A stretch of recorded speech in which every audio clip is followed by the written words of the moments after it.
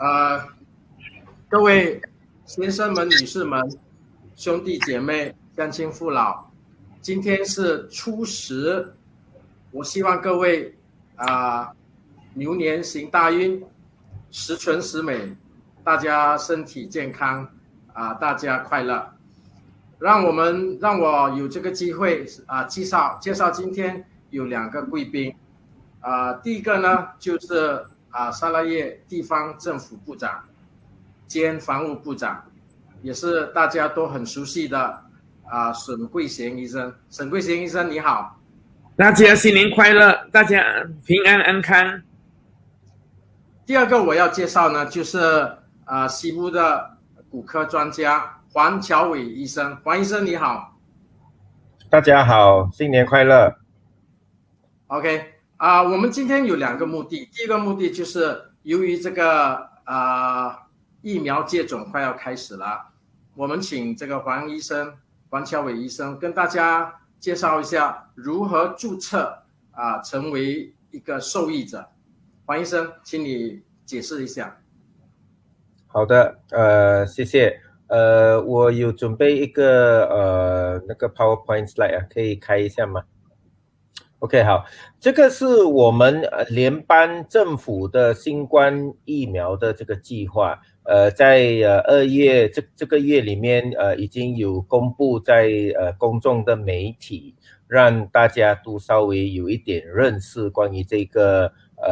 疫苗的计划。我相信等下我们的贵宾沈桂贤医生应该也会让我们知道一下沙拉越政府是否还有其他的这个新冠疫苗的计划。下一张。所以这个疫苗计划基本上呢是分成3个阶段。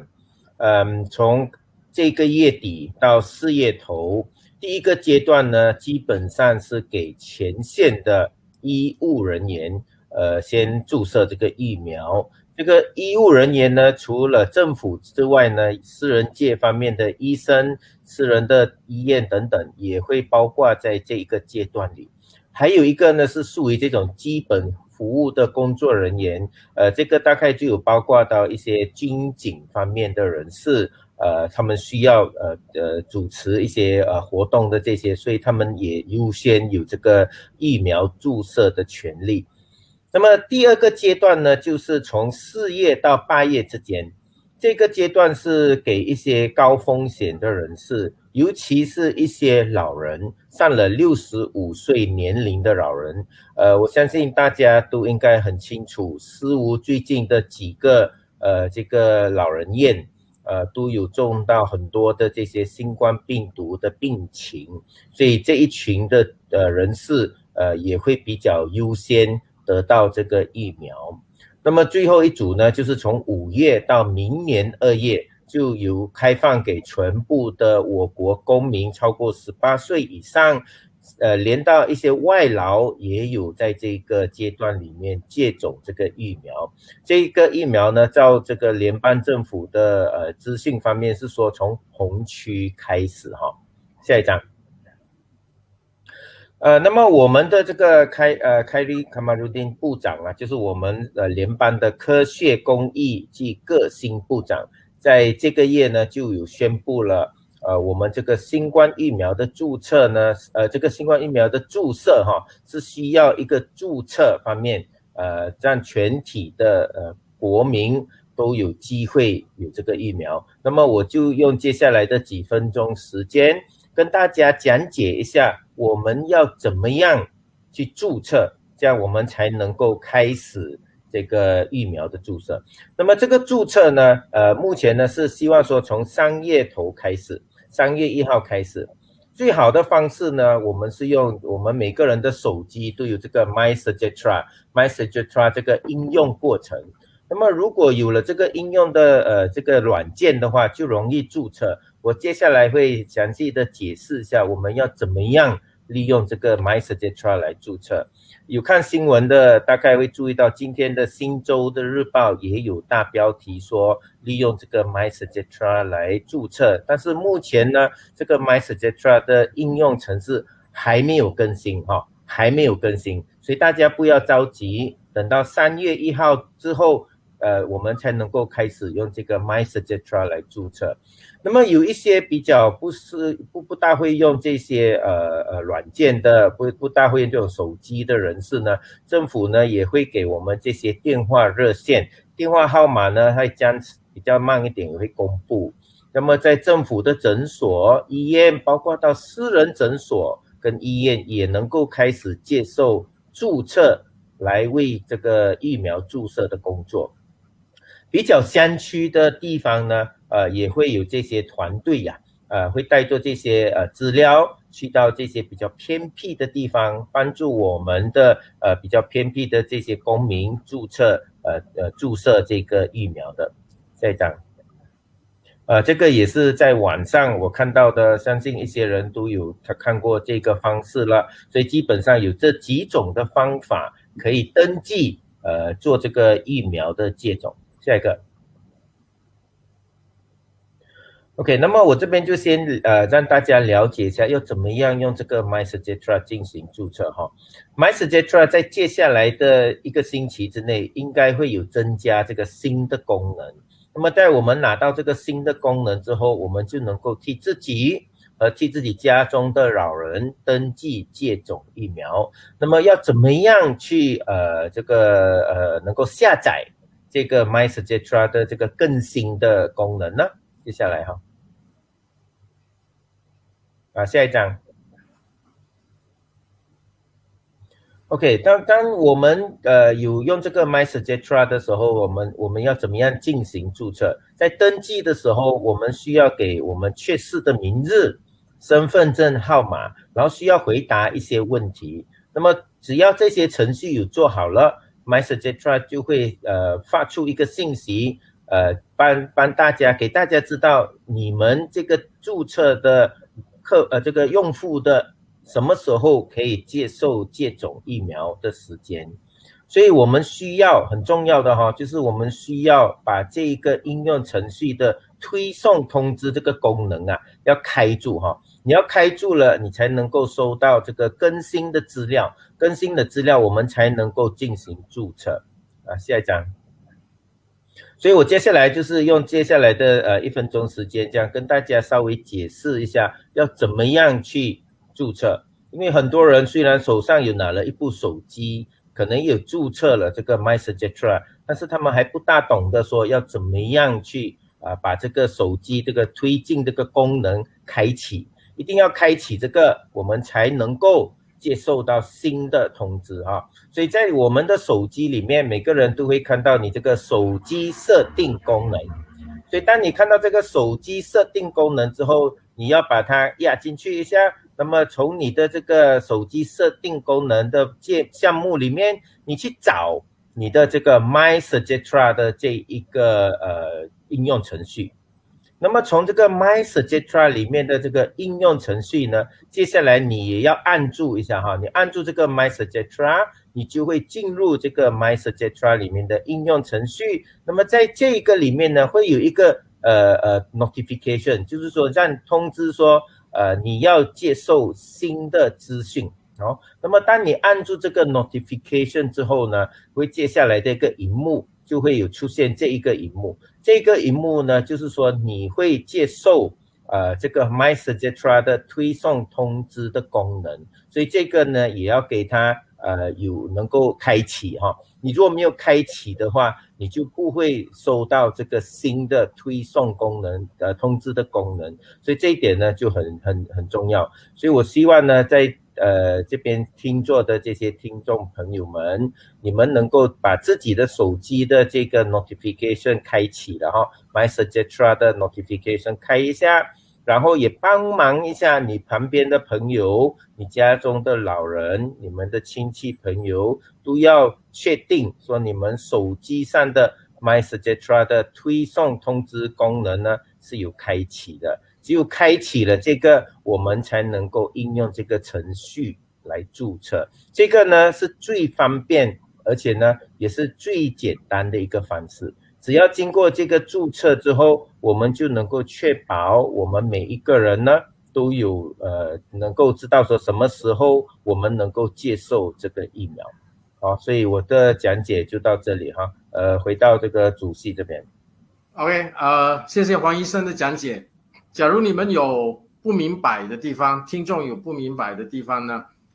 随时可以把问题发到我们的这个 FB Live，我们假如有时间的话，一定会一一的作答。现在Dr. Sim、Professor Sim 我们有一个题目，就是说失无的疫情可以说是重中之重了。这么多重灾区里面的重灾区，是很多人民100多年来第一次遇到的，所以人心也有些惶惶。你是不是能够方便跟我们分享一下你的一些看法？首先都辛苦了大家。我们也知道失无是在前沙是epicenter。在前马来说，我们沙拉越还就是唯一一个州能做 containment，而不像其他州我们都做 mitigation。所以containment 跟 mitigation 不一样。mitigation 就是说如果你有病症他才去检查。containment 就是说我不管你有病症没有病症，我们都要尽量去找出来，找出来后就是把它隔离，让这些这个疫情不会传到给更多人。所以有时候我们有时候你就看全国的数字跌下来的话人家觉得马来西亚很好，其实是因为数字跌下来，是因为他没有准时去查，他只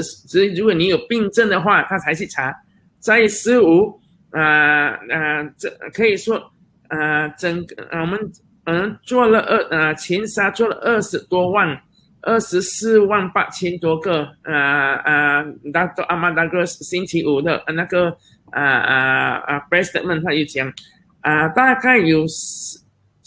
要到5万个是来自失无，这5万个来自失无是今年这里，所以可以说20%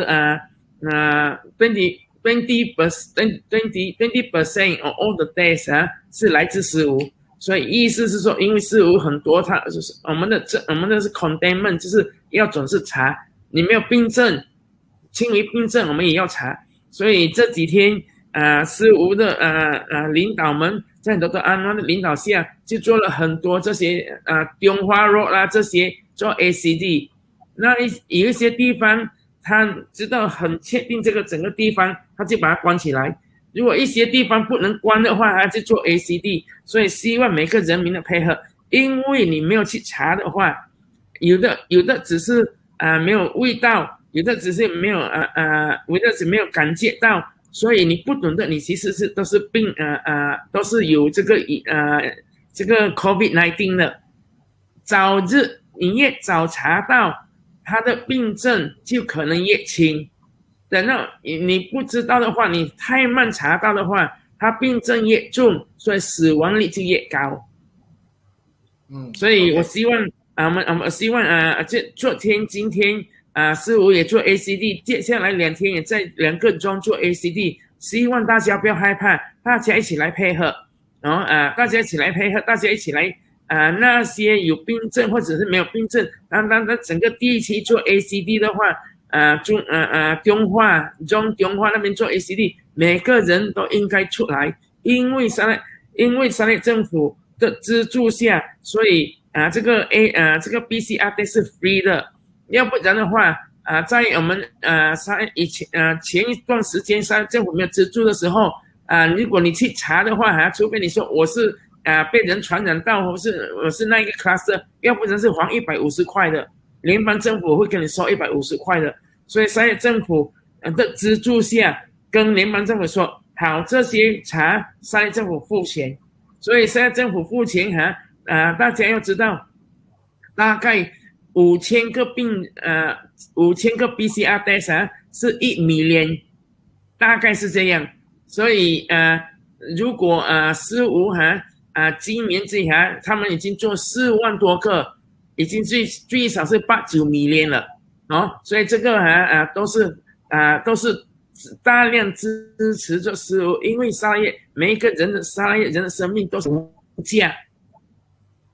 所以政府花了这些钱其他州政府都不会花这样的钱，因为医药主要是联邦的责任，我们叫做 federalist， 沙耶政府关心沙耶人说，虽然是联邦的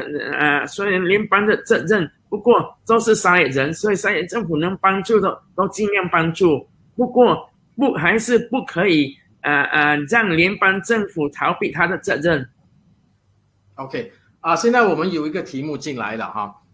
他是要求 Dr. Sim、Professor Sim 来回答。他的题目是这样，他说这几天的记录他讲巴塞兄的病例好像有下降的趋势，是不是说我们已经打败了这个巴塞兄沈桂贤医生能否解释？我觉得这个比较清楚的话因为 Dr. Anwar 他们知道说 John 34 John 这些他们比较有细节，原则上我只知道大多数的overall 但是detail要问我们当地的领导我只知道巴塞兄很早的时候每个人都想说是产物，是早期的在产物，近期来的病症我们知道在涛的病症像西部扎亚这些都多过产物了所以都多过产物，所以卫生部他们说他们的想法是说，如果我们只是叫巴塞兄的话每个人会误导是产物，而忘记这不是现在已经在西部扎亚，在中华路，在这老人院这些所以如果你讲巴塞兄，人民很多人就讲产物所以现在超过一半已经不是在产物了产物大多数产物已经被控制好了，而现在是城市在这方面我看到一些一些 report 不是 final report， 只是说大多数66%以上66%以上都是男人这些被中的很多都是男人然后这些在死亡的大多数是男人，还有一些是年纪比较大的，不过年轻人也有因为在这方面年轻人也有高血压，也有糖尿病，也有超重，也有胆固醇高，而不只是年纪大才有。不过年纪大你的抵抗力一定矮吗？你的抵抗力矮，你一定没有这么容易跟这个疫情打仗，你的抵抗力没有这么容易跟疫情打仗，所以我希望你有机会的话我们也可以请我们的YB Dr. Anwar进来跟大家进一步的分享他的细节，因为这些细节你说34个 John 他的名字我们要怎样回答这些他要在本地还比较清楚OK 好，现在还有一个问题Professor Sim 他说师傅这么严重了，是不是可以延迟开课？这个问题我知道上个星期五我们的联邦教育部长有宣布，不过在沙拉叶我们所有的那个都是在SDMC 沙拉叶救灾委员会决定，所以这个问题还没有因为上个星期五下午联邦才宣布，这个问题应该会明天在我们的SDNC 开会的时候应该会讨论。OK 好还有一个就是一个来自西部的一个社会领袖，他是叫孙春福bun咕噜，他问说哪一个国家的疫苗比较好，比较少副作用我们可以选择这个疫苗接种吗？第一期好像是前线人士，刚才我们Dr. Wong 解释的非常的清楚，第一期、第二期、第三期。第一期是我们前线和这些警察啦、军队啦、enforcement 啦、护士啦这些他第一期完全是Pfizer，第一期完全是Pfizer所以第二期、第三期现在我们在跟我们的卫生部紧密的商量做，沙拉越政府都跟我们卫生部商量做，万一需要我们其他的方式去买疫苗或者什么，我们然后沙拉越政府在这个 Plan B 上面已经有一个11个人专科小组，这个专科小组是沙拉越疫苗Sarawak COVID-19 Advisory Group 他的那个小组的主任是我们前任的州医师 Professor Dr. Andrew Q， 在里面也包括一些成员，包括以前我们在沙大很出名的 Professor Jane Cardosa， 他们都在里面，那么这些都是专科疫苗的专科，所以我们把这些在现在市场上什么疫苗被批准，什么疫苗还没有被批准，什么疫苗苏联，什么疫苗中国，他们都会进行研究，他们有初步的报告。不过他们在这方面他也要看这个疫苗的安全，疫苗的那个我们叫 logistic 是不是很容易的运输到沙拉越来，是不是很方便的让人民有的疫苗只打一次而已所以这些他们会他们会写一个完整的报告，让我们沙拉越最好的方式来处理。不过第一期完全是 Pfizer， 这些前线人员完全是 Pfizer。所以这边还有一个问题 ，Professor Sim， 人民可以选择自己要打哪一个国家的疫苗吗？现在初步那个报告只是说他们主要是知道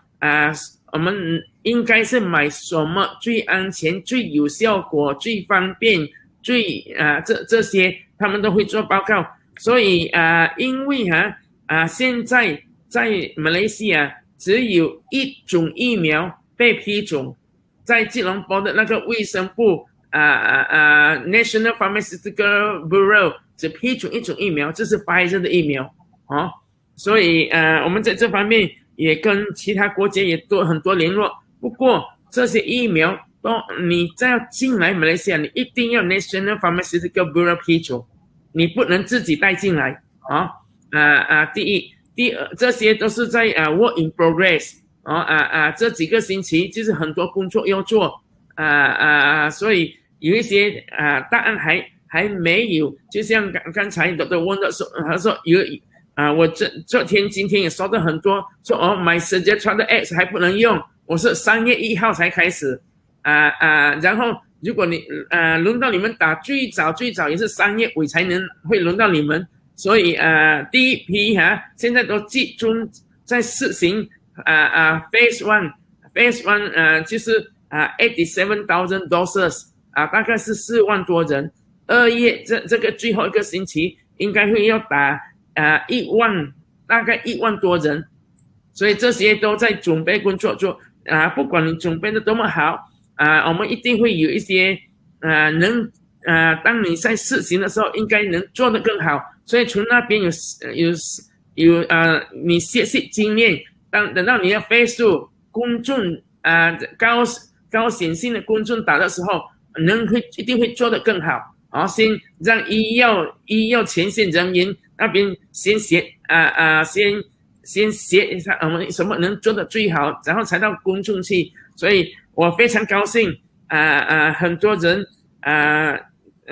很关心这个疫苗，也希望沙拉越人民能一起来接受因为这个接受非常非常的重要。如果我们没有70%的沙拉越人接受的话，还是不能保护沙拉越我们这个不能达到那个 herd immunity 就是不能达到 herd immunity 就不能保护你的 community， 所以我们要70%沙拉越人接受所以这个是个很重要的信息各位一定要有70%就是 70% 你才有这个所谓的 herd immunity Professor Sim 这边还有一个问题 Stephen Go 他说记者和老师算是前线人员吗这个我已经把这个问题给我们的State Pengarah，因为他在全国的话他有他的他有怎样讲the national 全国他有他的 frontline definition， 所以他在一些老师啦一些记者啦，他有他的 definition， 我不敢说完全的记者，因为完全的记者可能包括坐在 office 的记者嘞，让完全的老师可能帮在坐在 office clerk 来这些，所以这些我们留给我们的medical directors Sarawak Dr. Jin 他们会跟他这些我们教育局他们处理因为像教育局州教育局省教育厅这些都也有他们也是老师吗？是不是他们是frontline呢？这些我不懂因为很多人都现在要做frontline呢，是很好一些人很怕这些打针，不过也有很多人要打针，所以每个人都要做frontline呢。OK， 好，Dr. Sim 还有一个问题网民呢，他说如果用一只手机替家人注册，我太太没有智慧型手机，可以吗？这个我不懂，可能Dr. Wong 他们比较懂OK，Dr. Wong，我来回答这个问题一下基本上 MySejahtera 这个应用程序，他们还要upgrade 一下，所以说希望说在下一个星期之内，我们每个人的手机，你如果有开了 notification， 它就会跟你讲这个手机程序有更新的作用。那么当我们有收到这个更新的作用，我们就要去跟它下载下来了，那么里面应该就有这些程序教你怎么样去登记，那么也能够替你的家人，你的那些家里一些不懂得用智慧手机的人，怎么样去替他们登记。所以我觉得大家耐心一点，等这个 MySejahtera 的程序他们增加它的新功能之后，我相信是能够做到的这边刚才还有一个问题我看到是说关于说去打针的地方要去哪里打这一点呢，我相信大家应该都会知道，我们的政府呢首先呢是会有预定说我们去什么地区打。刚开始的时候应该是在政府医院、政府的诊所，不过私人的诊所、私人的医院也会被政府指定说可以进行这个疫苗的注射，所以应该不会说有这种拥挤的情况。可能呢这个还在讨论当中，可能呢能够做那种好像特来速 drive through 特来速的方式，那个可能更好用了。尤其是如果我们每一个人都有下载这个 MySejahtera， 因为 MySejahtera 当你打完了这个疫苗之后，它会 scan 一下，会通知你第二个疫苗要在什么时候打，然后打完之后还会有一个 e-certificate 就是说还会有一张的这个在你的手机，让你知道说下次你如果要去旅行什么你需要显现这个 e-certificate， 不然你不能够上飞机的。所以这些应用的程序还在改进当中，所以大家耐心一点，应该接下来的1-2个星期会让我们公众人士知道。OK， 好，谢谢 Dr. Wong。Dr. Sim 这边还有一个题目他说为什么小孩子没有疫苗好打？好，因为不是小孩子还没有疫苗好打，小孩子现在是因为他的疫苗在试验中的时候没有超过16岁以下，在很多疫苗里面只有 Pfizer 的疫苗说他只有16岁到18岁只有 Pfizer， 其他的都是18岁以上。因为这些疫苗它在试验的时候，它是第一试验安全先，打后有没有问题先，第二才试验效果效力。所以现在近期来这些疫苗也会慢慢的去试验这些小朋友，一些疫苗已经开始在12岁以上的小朋友开始试验，所以等到以后它有成绩的话，我们才能知道我们18岁以下的小朋友们是不是安全可以打，是不是打后有效果跟有效力所以在18岁在沙拉越大概有80万个小朋友18岁以下，在我们的高显度的高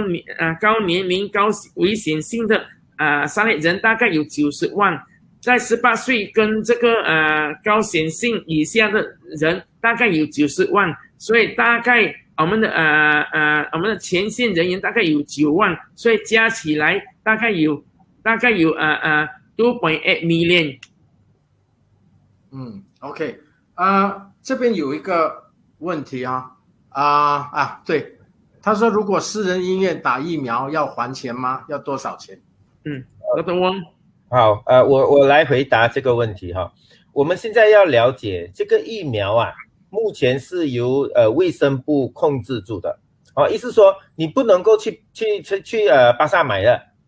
你不能够说我要从中国进口什么疫苗进来，这个是行不通的。很多人有问我说，去你的诊所打可以吗？可以打这个疫苗要多少钱啊？我就说这个疫苗在私人界方面目前是没有的买的，你也没有的打的，这些全部由政府安排做，因为呢这是个全民的计划，所以每一个人都会有这个接受这个疫苗的几率啦现在只是问题是说你是属于哪一个阶段的人，所以像 Dr. Sim 刚才有讲到前线的人先打咯，然后接下来就打这些高风险的年龄比较大的，到后来呢才是那些属于18岁以上的，通常是比较健康的人打，所以私人方面目前是没得好打的，我们也不需要去问这些私人医生，不过政府可能够的话会安排这些打疫苗呢去私人诊所跟私人医院打，这些呢应该是免费的免费的。对，Dr. Wong 讲得很好，因为很多人觉得他们可以在自己去买这些疫苗这些，其实这个疫苗在全世界，在新加坡，在澳洲，在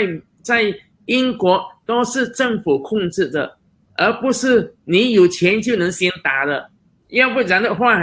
很多人飞去新加坡打了很多沙拉越人应该飞去新加坡打了，就是因为这个是全民，最主要是每个人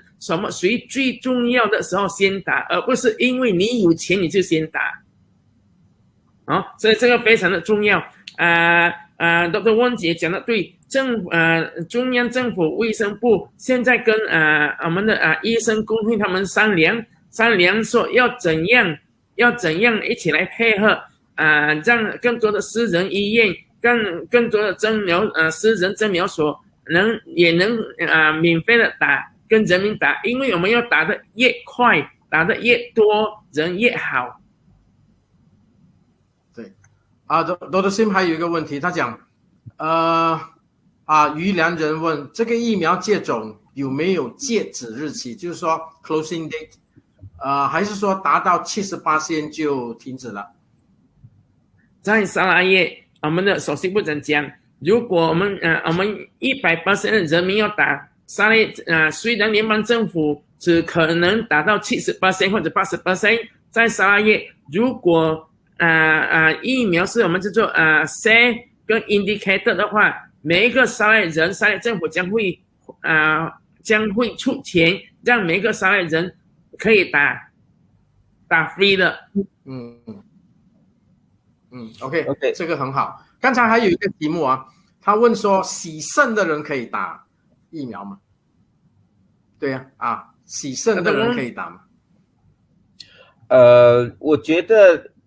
接下来也有一个问题，说三高的人可以打吗？其实洗肾的人、三高这些人都是属于高风险的人，所以这些高风险的人应该要先打。至于说什么人不适合打这个疫苗，最要紧的是你本身有没有对什么药物敏感，比如说你以前有打过一些预防针，你有敏感，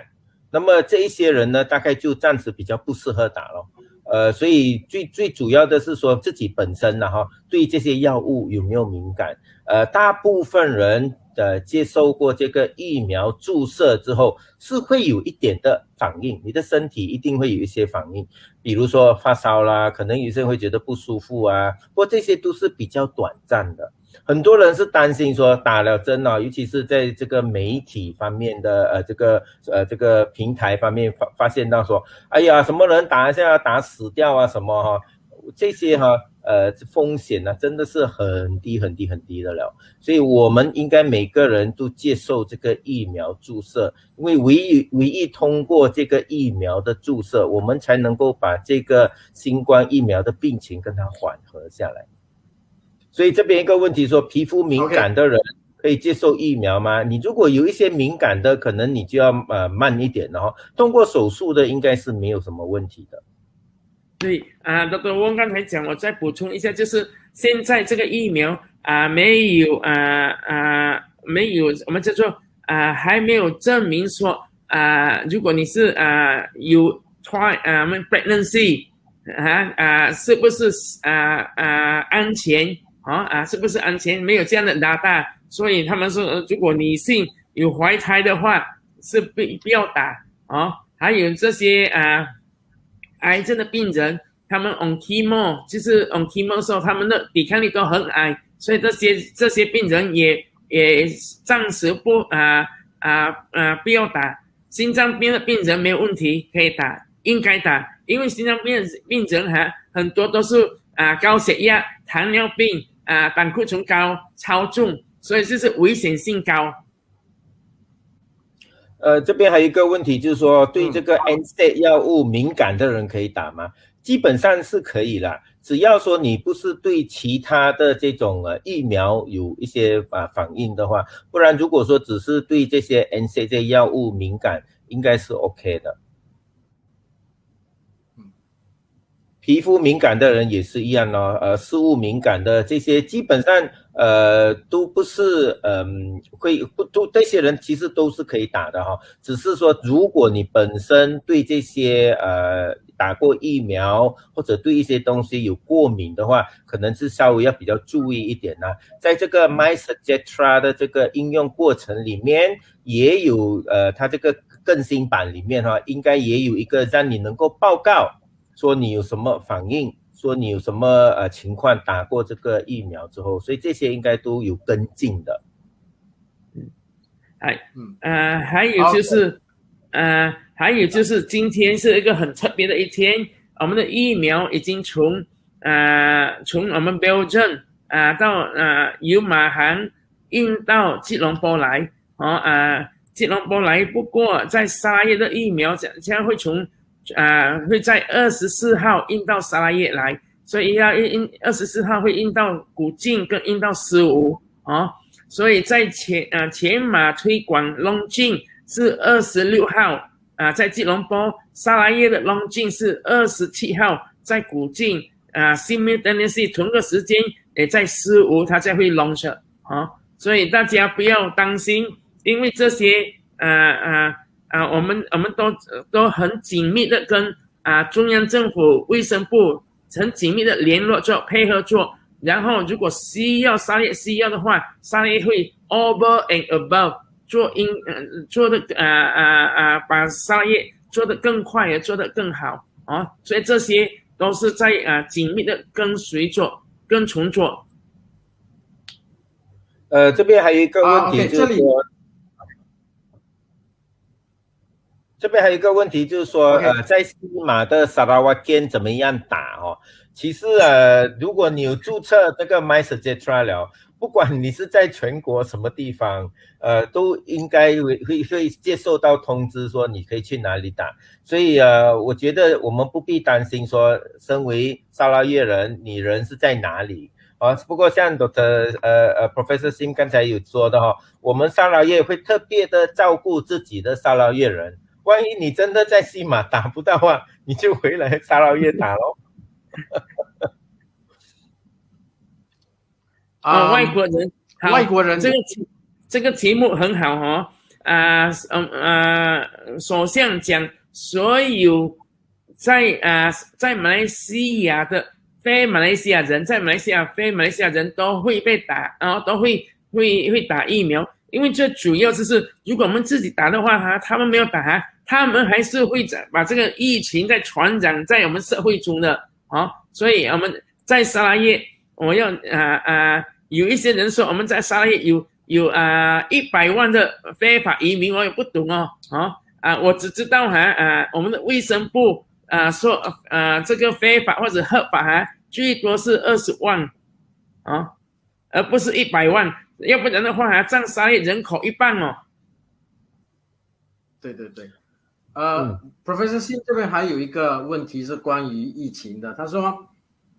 师傅疫情这次有30多个人死亡，这个死亡率会算高吗？为什么？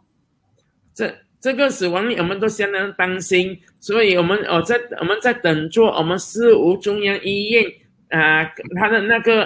跟其他的专科一起来一个我们叫做 mortality review， 就是死亡怎样讲 mortality review 死亡率检讨，死亡率检讨因为如果你只看这个数字，不懂得他的病情，不懂得他怎样的话我们会一个错的判断不过我们都知道我们都讲如果为什么我们总是做 test， 我们总是做 test， 西马跟沙巴没有总是做 test， 除非你有病症我们这边没有病症，因为你被接触到，我们就多做 test。总是做 test， 就是说越早能确定你有的话，你就能越早进医院。当你越早进医院的话，你的病情就越轻因为有时候你在家里，等到病情太重的时候太慢了就是这些我们都要教导每个沙拉人不要害怕疫情，而是我们要勇敢的去面对，就是去确诊。如果是确诊后，我们需要早一点到医院，而不是总是在家里，希望疫苗会自己跑掉在西马很可能因为他们的医院病床不够，有一些被确诊后还他留在家里。在沙拉越，我们都如果被确诊后，我们都到医院或者是 BKRC， 因为在这些地方它有护士能检查你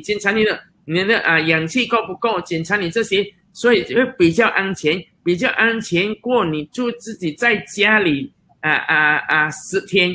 因为在家里10天，这些确定后在家里10天，是因为在西马在沙巴一段时间他们太多了，医院没有病床好给你，他们控制不来了所以在沙拉越我们还是非常幸运，没有这样的情况，而只是怕大家每个人都一起来配合。当我们一起来配合的话，你去查像今天中化也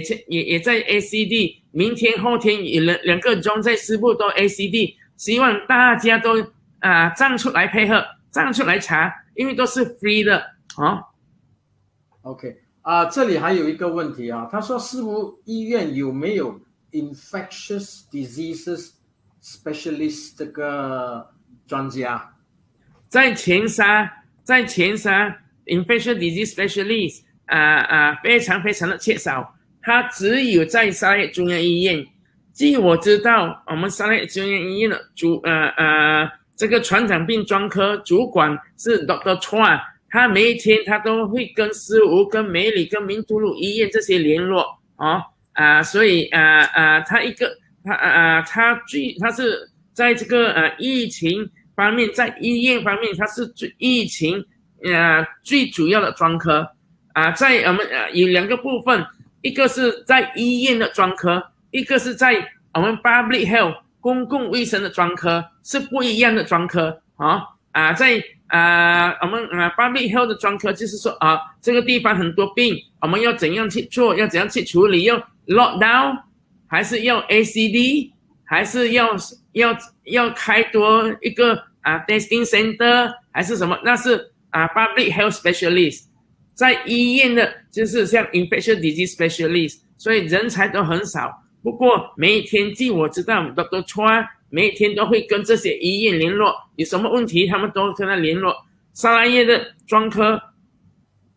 可以说不多这些如果在Dr. Chua 是以前我的 MO 来的，在我从澳洲回来的时候，我们传染病专科都没有20年前传染病专科都没有，所以那时候是我鼓励他们去读的，我鼓励一些去读脑专科，一些去读传染病专科，一些去读癌症专科，要不我说你们不可以每一个都来读心脏专科，要不然心脏太强了，其他的病没有人看。是这里还有一个问题刚刚传进来的，他说我们西部疫情很严重，什么时候会恢复到绿区？就是说什么时候我们西部会变成 green？ 绿区的 definition 就是14天里面没有一个确定所以这个这是我们一定我们的 final objective 我们最后的目标不过在这方面要每个人一起配合我们要因为有我看像古晋有一些病被确定的病的人的话，他有一些伤他这些一些不舒服啦，一些伤风啦，他去 PCR， 他去做 test 后他还去办公室，他去 test 后还去办公室，等到 PCR test 出来说，哎呀，你确定是有了，他办公室的人也被他传到了所以这是如果你所以第一，每个人觉得你不舒服或者是一些流一些流屁啦这些你应该去 PCR test。当你去 PCR test 后你应该自己隔离，不可以觉得我没有什么嘞，我还会跑路嘞，还会什么嘞不严重嘞，你回去办公室就传到你的同事。那在家里隔离的话也不可以要传给家人很多在古晋呢都传给家人为什么他只有传给家人？因为他 test 后呢他没有自己隔离，在家里没有自己隔离，还是跟家人一起，所以这个隔离的意义是什么？就是跟社群隔离，跟工作的同事隔离，跟家人隔离，而不是隔离的时候回到家我们都是一家人。当你一家人你口罩拿下来的话你讲话的话它传得更快咯。是这里有个题目Dr. Sim Professor Sim 它里面药物有敏感的人不能够打预防针，那么怎么办呢？那个你要解释吗？可以有我看到这些很多的这个问题就是关于到说自己本身有一些病患或者对什么东西有敏感的好像说有一些人有吃这个类固醇的药，是不是不要打疫苗这一类啦，心脏病等等三高了我们需要了解的是说这个疫苗这个新冠病毒的疫苗是在很短的一个时间里面产生出来的就是因为这个疫情太过严重了，所以全世界的这个医学方面的研究都在很短的时间把这个疫苗培养出来。长期的后果真的我们以医学界方面来说了，我们也不知道到底是不是长期会有什么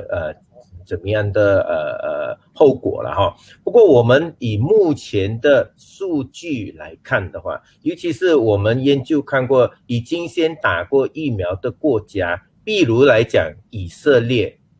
以色列他们这个国家已经全民都打过这个疫苗了，他们发现到说打了这个疫苗虽然只打第一针第一个 dose他们的这个有效率就是说预防新冠病原恶化的有效率是差不多80多%，80几%，所以这个是非常高的一个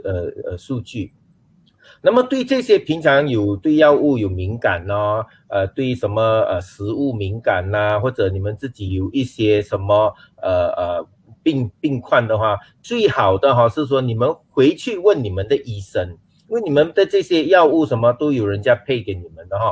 回去你们的医生让他们检查你们的病历一下，看一下你们以前是不是对这些疫苗有过敏感的问题。如果没有的话，那么打这个新冠病毒的疫苗应该是安全的。洗肾的病人也是一样，吃过有服用这个类固醇的病人，免疫系统出现问题的人，基本上也是一样的。我们不要因为说你对某些东西有敏感，你就不能够打这个疫苗，不是这样子哈。所以最好的是你回去询问你的医生一下，你们自己的家庭医生或者配药给你们吃的这些医生哈，问一下说你们自己的病例啊有没有过这个问题，就是打了疫苗有敏感的问题。如果没有的话，应该是安全的哈。还有一个问题就是说，如果说打了这个疫苗啊，出现问题，政府有赔吗？哈，我相信这个问题在全世界也都有广泛的商量过。这个疫苗是在很短的时间研究出来的，所以这些药物的公司，包括到政府哈，都不能够说有什么赔偿。不过我相信马来西亚的政府应该说，万一你有什么出现什么问题，这个医药方面呢，应该是能够帮忙的，应该能够援助的哈。还有就是我们的多多温讲的多多温刚才讲的，他这个我们的疫苗我们不知道以后这些有什么问题。其实不只是疫苗其实这个 COVID-19 我们也不知道，因为这个病只有1年，所以我们也不知道那些被确定后现在恢复后是不是以后5年后、3年后有什么问题，没有人知道因为还在发展中。不过我们只知道是说疫苗也，我们大家要记得，疫苗也不是说疫苗就是整个 COVID-19 没有了因为疫苗的最主要作用是什么？就是如果它预防你被传染到，减少你的传染到的机会。如果被传染到的时候，你的病症比较轻微而不是一打后哇什么都可以了，口罩都不要戴了不是这样的因为这个 COVID-19 还总是在变，它又有新的那个variant 这些，所以这个疫苗也要跟做这些 variant 的整个在变做可能我们也没有人知道，可能以后新的 variant， 现在南非的 variant 出来了，英国的 variant 出来了，可能明年我们又再打多另外一次不一样的 variant 了所以这些都是不知道。不过最主要是现在是什么？第一，我们有机会打疫苗，先打先，因为它将会一定会，你看英国、美国失控的时候，近期来新的总统说每一天都打1 million 的人，你看他已经下降了所以他已经下降了，一下降的时候就没有这么多人需要进医院，就没有这么多人需要 ICU 病床，就没有这么多人会死掉他想一定是很重要的一个作用。要不然的话，我们一天到晚在失无，在沙拉叶或者在沙列，每个人都在怕。你看我近期我的每一个星期天拉沙都带回家去吃都没有都在咖啡店吃所以所以都特别小心近期来所以不是不要帮助咖啡店的生意，因为我们做一个好榜样，带回家，口罩拿下来嘛。因为在咖啡店我知道我们在沙拉叶几个 cluster 是一个最一个例子是在我们的附近 cluster Studon 跟 cluster Grange， 是因为在Christmas meal 的时候，这2组人不认识，不过他们坐在隔壁桌而被传染到，后来才知道这2组人都是同一样的 COVID-19 的那个 DNA 同一个种，所以才知道原来是看回去才发现他们共同点是在 Christmas lunch 的时候坐在一起口罩拿下来，讲话的时候隔壁桌也被传到，所以这些都是我们要预防的。所以我们每次我们都讲physical distancing 隔离的时候一个很重要的隔离就是 social distancing。social distancing 就是说在社群中也要隔离。社群中也要隔离呢，就是像我们过年的时候没有开放过年咯，我们现在也没有晚宴咯，要不然我们现在还每个人都应该很忙着这个过年的团结的晚宴现在都没有咯，就是这些都是社群的隔离要希望大家的配合，也要感谢大家的配合，大家原谅跟大家了解，因为在这个抗议的时候，你指上指下，你话讲很多，你觉得你很 emotional 心情上很这些都不能把这个这个那个 COVID-19 的次数跌下来的，因为COVID 他不管你发脾气的，他不管你指上指下的，他不管你玩政治的，他会跌的。现在就要只是每个人一起配合才会跌。就像昨天有一个记者问我，他说他的sister 是做护士，现在也被确定了。他说确定了，然后他说他 sister 很小心。我跟他讲，你的 sister 很小心，她丈夫也要小心，她家人也要小心，要不然的话，你很小心，你的家人不小心，你还是被传染到。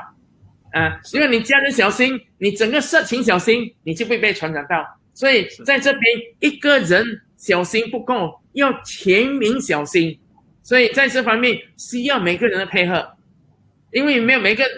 就像我们估计 Green Hill Cluster，